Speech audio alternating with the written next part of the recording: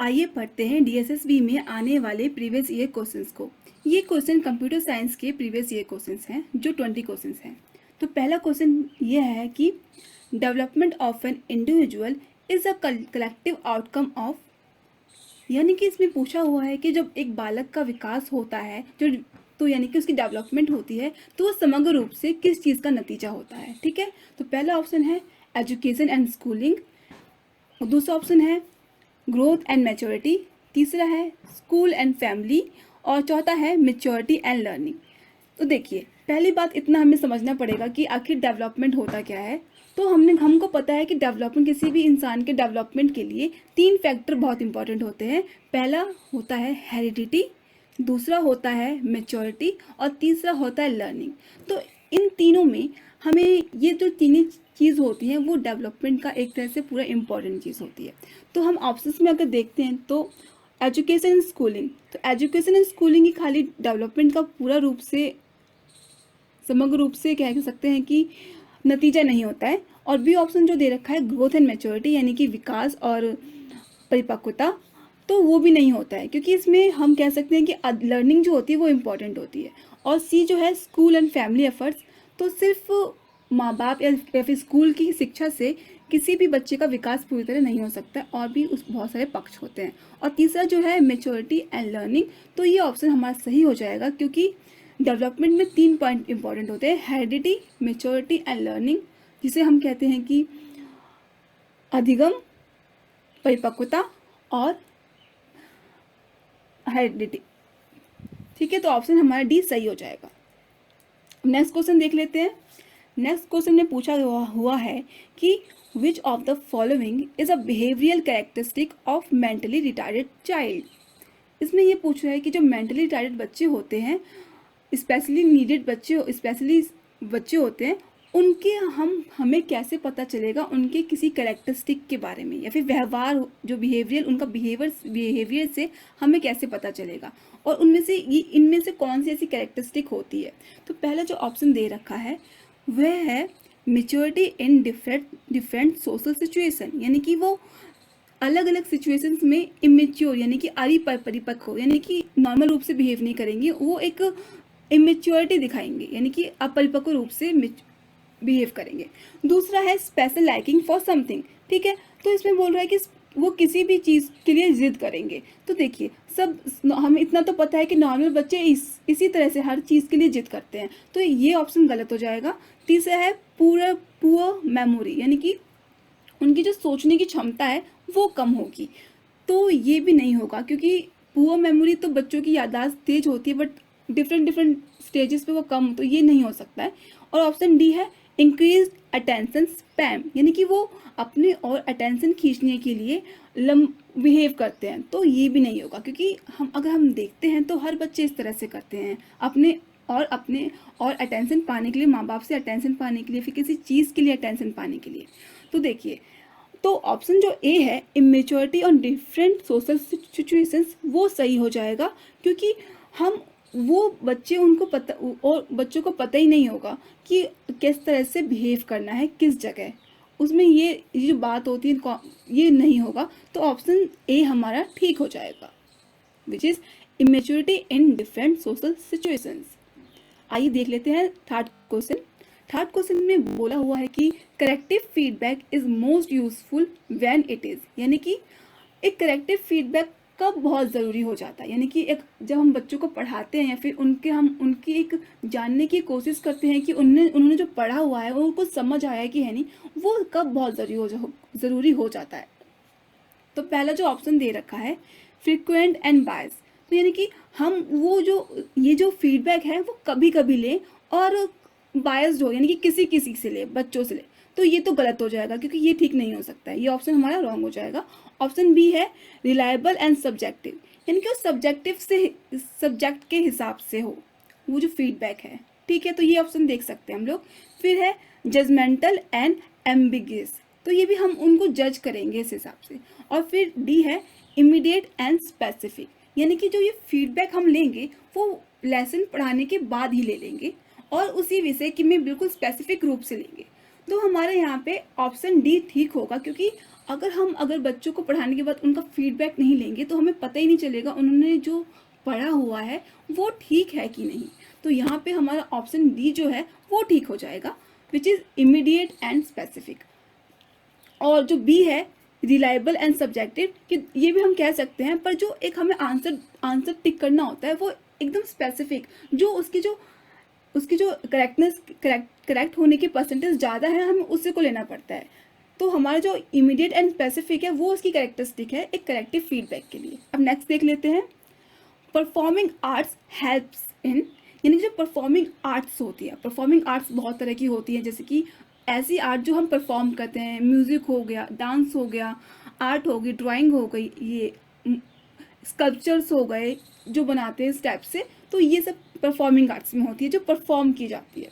तो अगर हम उससे किस चीज़ में मदद मिलती है इस क्वेश्चन में ये पूछा हुआ है। तो देख लेते हैं ऑप्शंस। पहला ऑप्शन है डिक्रीजिंग स्टूडेंट ड्रॉप आउट, यानी कि इससे क्या होगा ना, बच्चों के जो स्कूल छोड़ने की चीज़, जो बच्चे छोड़ देते हैं स्कूलों को, वो कम हो जाएगा। तो देख लेते हैं आगे, ऑप्शन बी में कहा है मीनिंगफुल लर्निंग, यानी कि जो अब इससे क्या होगा, बच्चों की जो पढ़ाई होगी उसका जो अधिगम होगा वो बहुत ही अच्छे तरीके से होगा। ठीक है, तो और तीसरा है मेमोराइजिंग, यानी कि उनकी याद करने की क्षमता जो है वो बढ़ जाएगी। ठीक है, और फोर्थ है ऑल स्टूडेंट पार्टिसिपेटिंग, इससे क्या होगा, स्टूडेंट पार्टिसिपेट करेंगे। तो देखिए यहाँ पे कुछ ऑप्शंस हमको लग सकते हैं कि करेक्ट हैं, क्योंकि हमें होता ये कि कन्फ्यूज़न हो जाता है 2-3 ऑप्शंस में। जैसे कि एक मीनिंगफुल लर्निंग है, ये भी बिल्कुल करेक्ट लग रहा है, और फोर्थ भी है कि ऑल स्टूडेंट पार्टिसिपेशन, इससे बच्चे उनको पार्टिसिपेट करने में मदद मिलेगी।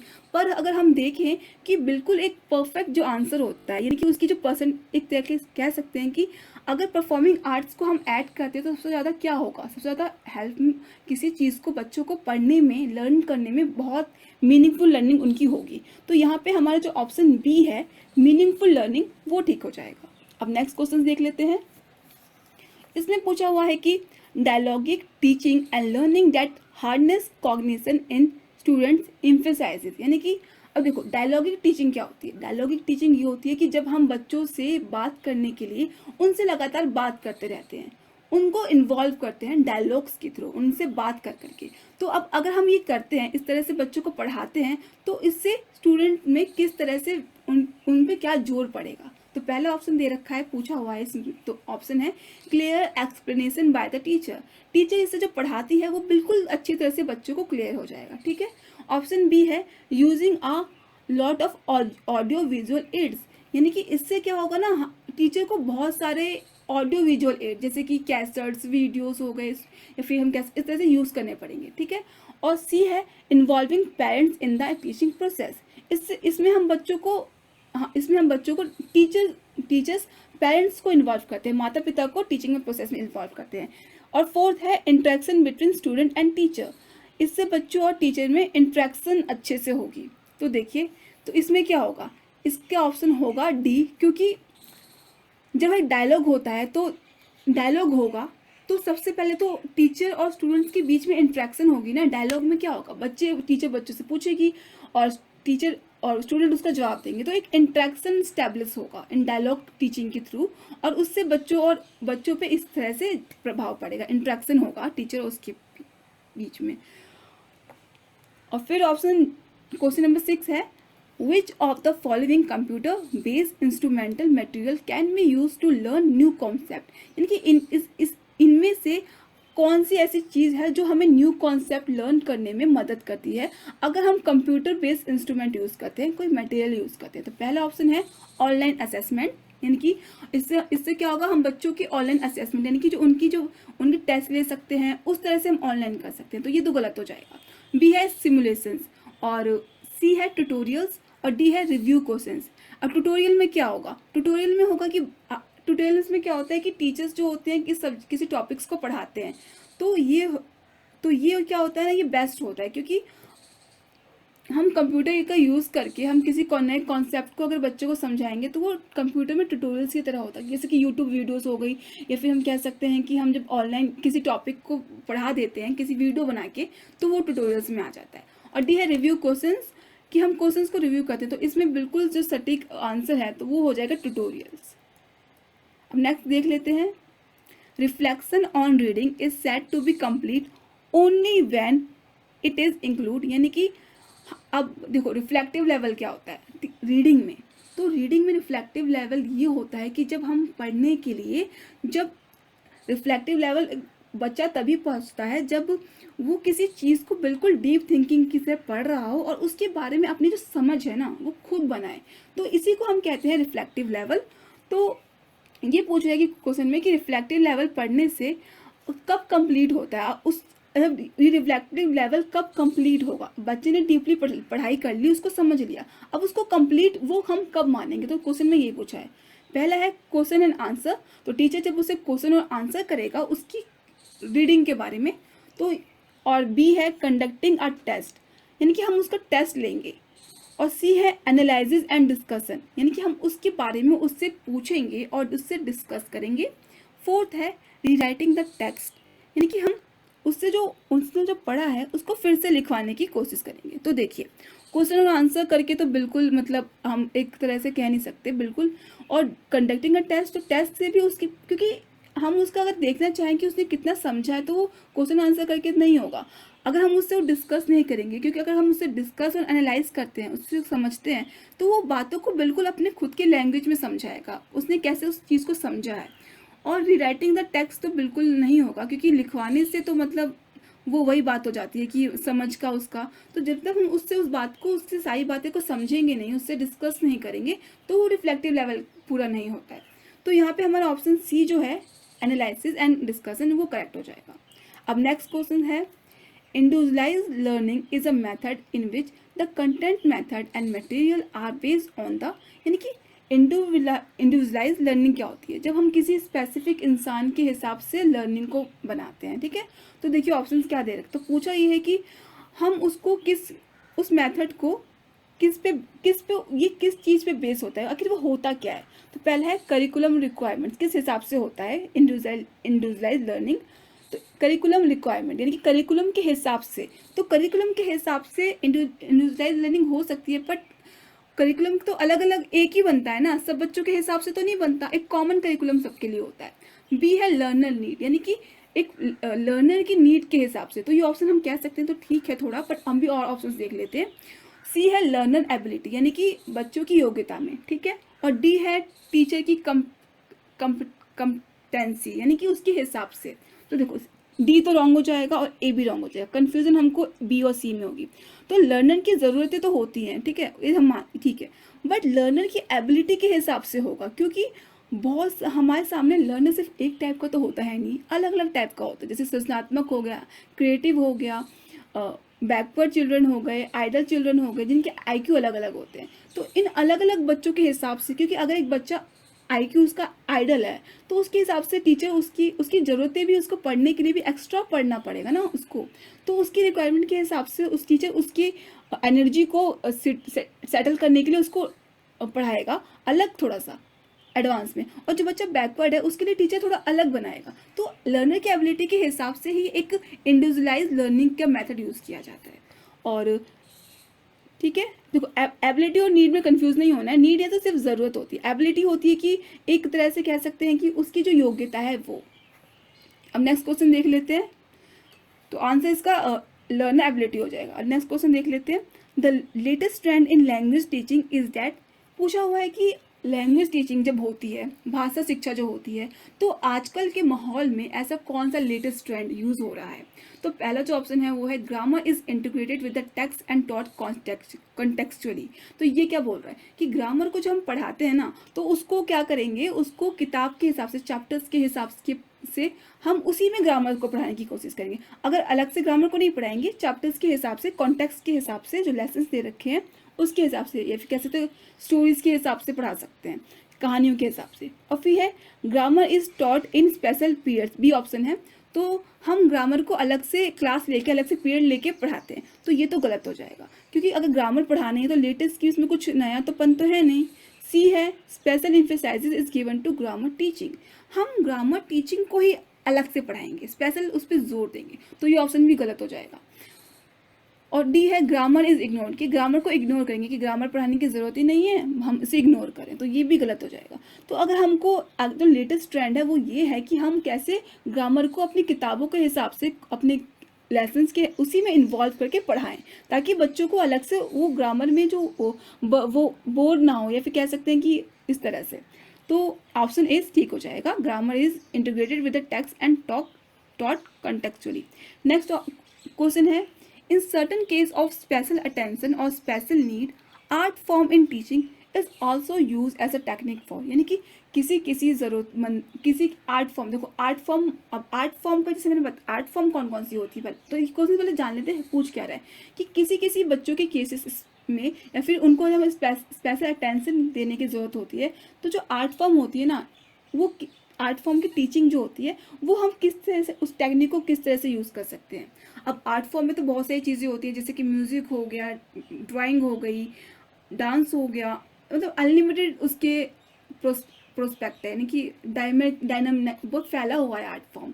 तो यहाँ पे क्या होता है, जैसे कि ये तो क्वेश्चन में ये बोला कि ये टीचिंग किस तरह से मदद करेगी। तो पहला है थेरेपी, यानी कि एक थेरेपी की तरह से, कि थेरेपी क्या होगी, जैसे कि हम एक कह सकते हैं कि अगर हम बच्चों को दिक्कत हो रही है पढ़ने में, तो थेरेपी एक अलग से वो उसकी मदद करे पढ़ने में, थेरेपी यही होती है। कंसल्टेंट, यानी कि उसका कंसल्ट करे, ये एक तरह से। सी है प्रैक्टिस, बार बार उसको मदद करेगा, उसे करने में मदद करेगा। डी है टीचिंग, आर्ट फॉर्म में टीचिंग में मदद करती है। देखो, तो जैसे कि हम जानते हैं कि जैसे म्यूज़िक होता है, म्यूज़िक में क्या होता है कि अगर आपको थोड़ा पता होगा म्यूज़िक के बारे में, नॉलेज होगी, तो हम जानते हैं कि म्यूज़िक फॉर्म में जो बच्चों को प्रॉब्लम्स होती है, जो मेंटली होती है, ये भी कह सकते हैं कि उनको काफ़ी म्यूज़िक एज अ हीलिंग की तरह यूज़ करते हैं, एज ए थेरेपी की तरह यूज़ करते हैं। और म्यूज़िक के आर्ट फॉर्म है, ऐसे ड्राइंग को भी ऐसे यूज़ करते हैं। तो यहाँ पे हम कह सकते हैं कि ये जो आर्ट फॉर्म्स है एक थेरेपी की तरह यूज़ की जाती है। डॉक्टर्स भी यूज़ करते हैं, काफ़ी जगह यूज़ होती है। म्यूज़िक हो गया, आर्ट फॉर्म हो गया, एक थेरेपी की तरह यूज़ होती है। तो हमारा ऑप्शन ए ठीक होगा कि जो आर्ट फॉर्म है एक थेरेपी की तरह यूज़ होती है। अब ऑप्शन 11 देख लेते हैं, right of children to free and compulsory education to the children up to 14 age group including children with special need, this provision is mention in, यानी कि इसमें बोल रहा है जो राइट टू चिल्ड्रन है फ्री एंड कंपल्सरी एजुकेशन का 14 साल की उम्र तक का, वो कौन से आर्टिकल या फिर कौन से प्रोविजन में बताया गया है। तो देख लेते हैं ऑप्शन क्या क्या है। पहला है RTE act, right to education act, जो हमारे कॉन्स्टिट्यूशन में भी, आई थिंक कॉन्स्टिट्यूशन में भी है। और फिर है बी, इंक्लूसिव एजुकेशन पॉलिसी, समावेशी शिक्षा। सी है SSA, सर्व शिक्षा अभियान। डी है एजुकेशन फॉर ऑल इनिशिएटिव, सभी बच्चों के लिए ऑल एक इनिशिएटिव लिया गया था। तो देखो, राइट टू एजुकेशन पहले देख लेते हैं। राइट टू एजुकेशन में तो इसमें ये बोला गया है कि हर बच्चों को शिक्षा देने का अधिकार है अप टू 14 ईयर्स में, और ये हमारे कॉन्स्टिट्यूशन में आर्टिकल 21A में मेंशन किया गया है कि हर बच्चे को शिक्षा लेने का अधिकार है। ये इसका एक कॉन्स्टिट्यूशनल राइट कह सकते हैं कि राइट होता है। तो ऑप्शन ए हमारा यहाँ पे बिल्कुल, अगर हमें पता होगा तो बिल्कुल ही करेक्ट हो जाएगा, क्योंकि इंक्लूसिव एजुकेशन देखिए, इंक्लूसिव एजुकेशन समावेशी शिक्षा, जिसमें सब बच्चों को समाहित करके पढ़ाया जाता है। तो इसमें हर तबके के बच्चों को पढ़ाया जाता है। SSA सर्व शिक्षा अभियान, ये एक स्कूल के थ्रू हुआ था, और इसमें सभी बच्चों को साथ में लेके पढ़ाने की बात की गई थी। तो यहाँ पे हमारा ऑप्शन ए ठीक हो जाएगा, RTE, क्योंकि इसी में बोला गया है कि राइट ऑफ जो एक बच्चों का जो राइट है वो उनको राइट मिलता है, राइट टू एजुकेशन एक्ट के थ्रू हर बच्चे को, ये हमारे भारत देश में अधिकार है। तो RTE एक्ट ठीक हो जाएगा आंसर। नेक्स्ट देख लेते हैं, a scientific study on language is called, पूछ रहा है कि साइंटिफिक स्टडी लैंग्वेज की क्या कहलाती है। तो पहला है लिंग्विस्टिक, दूसरा है बाइलिंगुअल स्टडी, सी है ग्रामर स्टडी एंड डी है फोनेटिक्स। तो यहाँ पे हमारा ऑप्शन ए ठीक हो जाएगा, लिंग्विस्टिक, क्योंकि जो लैंग्वेज की स्टडी है उसको लिंग्विस्टिक कहते हैं, क्योंकि ग्रामर नहीं होता है और ना फोनेटिक्स होता है। फोनेटिक्स साउंड ऑफ पोएम्स या फिर साउंड ऑफ ग्रामर में यूज होता है, साउंड के लिए थ्रू यूज होता है। तो यहाँ पे ऑप्शन ए ठीक हो जाएगा, लिंग्विस्टिक्स। ऑप्शन नेक्स्ट क्वेश्चन है, syntax and important aspect writing means. देखो सिंटैक्स क्या होता है, हम ये इंग्लिश ग्रामर में यूज होता है, और ये होता क्या है ये पूछ रहा है। पहला है स्पेलिंग वर्ड्स, यानी कि वर्ड्स को स्पेल यानी कि बोलने के लिए। बी है ग्रुपिंग ऑफ सिमिलर वर्ड, यानी कि सेम तरह के जो शब्द होते हैं, वर्ड्स होते हैं, उनको हम एक ही ग्रुप में डालेंगे। सी है ग्रुपिंग ऑफ सिमिलर आइडियाज, यानी कि जो आइडिया है उसको एक ग्रुप में डालते हैं। डी है word order and sentence structure, यानी कि हम वर्डों को ऑर्डर करेंगे, एक के बाद एक लगाएंगे, और सेंटेंस स्ट्रक्चर, तो इसमें क्लॉजेज आते हैं, फ्रेजेस आते हैं, बहुत सारी चीज़ें आती हैं सिंटैक्स में। तो सिंटैक्स में यही होता है कि हम जो शब्दों को सेंटेंस का एक स्ट्रक्चर बनाते हैं, जिससे उनकी मीनिंगफुल मतलब निकल के आता है। तो ये हमारे सामने जो ऑप्शन डी है वो राइट हो जाएगा, जो है word order and sentence structure. फिर है क्वेश्चन नंबर 16 बोल रहा है A mathematical teacher need to highlight the value of mathematics to make the learner of mathematics meaningful। यानी कि एक मैथमेटिकल का मैथ का जो टीचर होता है वो किस चीज़ को हाईलाइट करके जो मैथ के जो लर्निंग कर रहा है, लर्निंग पढ़ा रहा है ना, उसको मीनिंगफुल बनाएगा। तो पहले ऑप्शन है एथेस्टिक, दूसरा ऑप्शन है सोशल, सी है इंटेलेक्चुअल और डी है यूटिलिटेरियन। तो देखिए पहले है आर्टिस्टिक, यानी कि वो एक आर्ट फॉर्म की तरह से बताएगा, तो वो तो गलत हो जाएगा।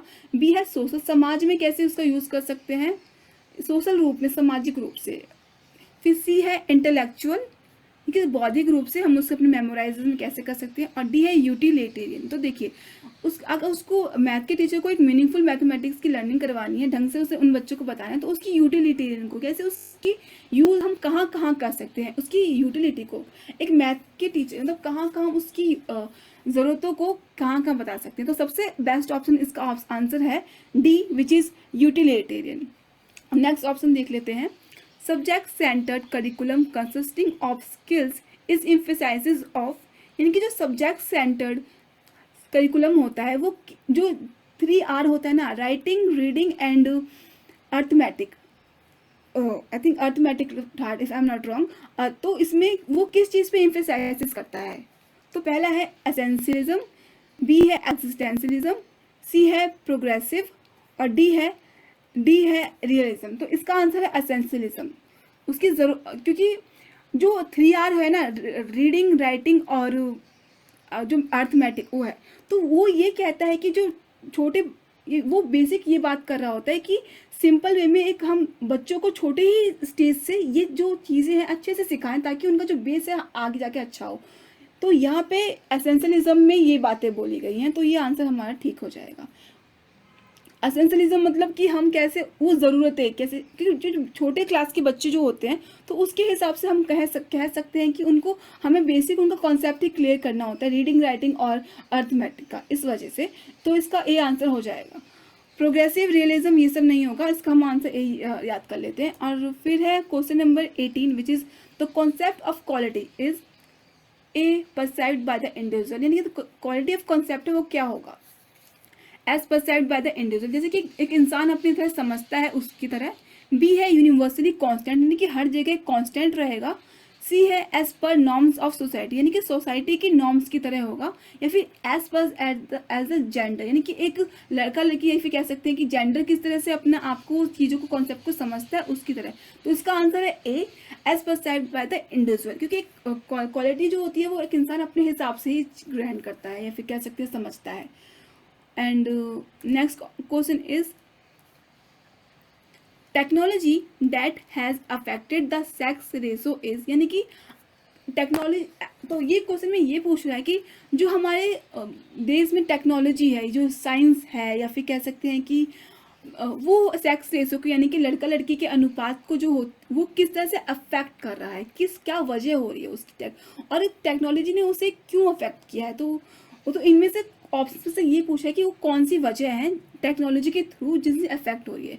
पहला है सोशल मीडिया एंड चैट, तो इसका तो कोई मतलब नहीं है कि उसको मतलब ये जो अनुपात है हर स्टेट में अलग अलग होता है, हरियाणा में अलग होता है, हम देख लेते हैं ऊपर की नॉर्थ की साइड जितनी भी जगह होती है तो वह तो है नहीं। तो बी है फिल्म्स एंड इंटरनेट, उसका भी कोई रोल नहीं होता फिल्म्स और इंटरनेट का। सी है मोबाइल फ़ोन एंड टीवी, उसका भी कोई रोल नहीं है। डी है एम्नियोसेंटाइसिस एंड अल्ट्रासोनोग्राफी। तो ये जो ऑप्शन नंबर डी है ये एक्चुअली एक मेथड्स होते हैं ये जानने के लिए ये चाइल्ड बिफोर बर्थ कि वो लड़का है कि लड़की है। तो इस वजह से क्या होता है कि लड़कियों को ज़्यादा मतलब हर स्टेट में मतलब उनको वैसे कुछ तो पता चल जाता है। तो इस वजह से टेक्नोलॉजी की वजह से जो ये टेक्नोलॉजी जिसकी वजह से सेक्स रेशो में असर पड़ता है, क्योंकि इन्फेंट को मार दिया जाता है, इस वजह से कह सकते हैं कि बिफोर बर्थ। तो ये टेक्नोलॉजी का नेगेटिव इफेक्ट इसमें बता रखा है। तो ऑप्शन डी इसका सही हो जाएगा, एम्नियोसेंटाइसिस एंड अल्ट्रासोनोग्राफी, क्योंकि ये मेथड होता है। एंड नेक्स्ट क्वेश्चन है in India the exponential change in technology and lifestyle has lead to, यानी कि भारत में किस वजह से जो लोगों की लाइफस्टाइल चेंज हो रही है टेक्नोलॉजी की वजह से, वो क्या वो कहाँ तक हमको किस, तो इस ऑप्शन में क्या उससे क्या हुआ है, ठीक है। तो ऑप्शन समझने की हम कोशिश करेंगे। पहला है वेस्टर्नाइजेशन। तो देखो इससे ये बोल रहा है कि अब टेक्नोलॉजी आ गई तो हमारे देश में आधुनिकरण, वेस्टर्नाइजेशन है कि वेस्टर्नाइजेशन मतलब जो सभ्यता है वो आ गई है। बी है टाइम लैग। और टाइम लैग यानी कि टाइम लैग क्या होता है? टाइम लैग ये होता है कि एक टाइम गैप होता है किसी भी, जैसे कि 2000 हो गया, फिर 2010 हो गया, इसके बीच में जो टाइम पीरियड है, ये जो गैप है उसको टाइम लैग बोलते हैं। और फिर है मॉडर्नाइजेशन, यानी कि एक सब मॉडर्नाइजेशन मतलब क्या हो गया? आधुनिकरण हो गया। वेस्टर्नाइजेशन मतलब जो हम तो इस तरह से मैं वेस्टर्नाइजेशन मतलब भारत सभ्यता जो है हमारी दूसरे देश की, वो वेस्टर्नाइजेशन में आ जाता है। फिर है फोर्थ है कल्चरल लैग। अब कल्चरल लैग क्या होता है? कल्चरल लैग ये चीज़ होती है जब एक कोई कल्चर होता है तो उसके सामने, जब जैसे कि सभ्यता जो होती है हमारे भारतीय सभ्यता जो है, अब उसके सामने क्या हो रहा है? टेक्नोलॉजी की वजह से यहाँ पे क्या हो रहा है, हम ऑल कंट्री के ऑल वर्ल्ड से कनेक्टेड है। तो यहाँ पे क्या हो रहा है कि हम जो खुद की जो सभ्यता है उसके हमारे सामने पूरे ऑल इंडिया के वर्ल्ड आ जाता है। तो उससे क्या हो रहा है, लोग एक उस चीज़ों को करने की कोशिश करते हैं। तो यहाँ पे एक सभ्यता का दूसरी सभ्यता से मेल होता है, तो उससे एक प्रॉब्लम्स क्रिएट होती हैं जो दोनों ही के बीच में डील करना होता है, ठीक है। यानी कि एक हम लोग जो टाइम पीरियड में भी रह रहे हैं और हम जो दूसरे टाइम पीरियड का दूसरे कल्चर को हम अडेप्ट कर रहे हैं, तो ये जो उनके बीच में जो प्रॉब्लम स्टार्ट होती है उसको कल्चरल लैग कहते हैं। तो यहाँ पे हमारे कंट्री में फिलहाल टेक्नोलॉजी की वजह से इस चीज़ को बहुत ज़्यादा महसूस करने, वेस्टर्नाइजेशन भी हो रहा है, ये सब भी हो रहा है, बट अभी जो टाइम पीरियड, क्योंकि एकदम से टेक्नोलॉजी के इन्वॉल्वमेंट से ये चीज़ स्टार्ट हुई है। क्योंकि अगर वेस्टर्नाइजेशन का प्रोसेस बहुत स्लो, कह सकते हैं किसी भी चीज़ का प्रोसेस बहुत स्लो होता है, बट टेक्नोलॉजी की वजह से ये जो चीज़ें हैं एकदम से हमारे सामने, क्योंकि 2000 उस टाइम से ऐसा टेक्नोलॉजी का सारा इन्वॉल्वमेंट स्टार्ट हुआ है, तो ऑलमोस्ट टाइम पीरियड भी ज़्यादा नहीं है। तो कल्चरल लैग भी इस वजह से काफ़ी ज़्यादा है, क्योंकि अगर हम देख लेते हैं मतलब पिछले उस टाइम पे, तो कोई भी चीज़ धीरे धीरे होती है, बहुत टाइम के साथ होती है, बट टेक्नोलॉजी के इंट्रोडक्शन से क्या हो गया है ना कि इन सब के बीच में टाइम पीरियड ज़्यादा बढ़ गया है। तो हमारा ऑप्शन डी सही हो जाएगा, विच इज़ कल्चरल लैग। सभ्यता का जो कह सकते हैं, कल्चर का जो मिसमैच हो रहा है उस वजह से। तो हमने आज अपने 20 क्वेश्चन कर लिए हैं। धन्यवाद। ठीक है।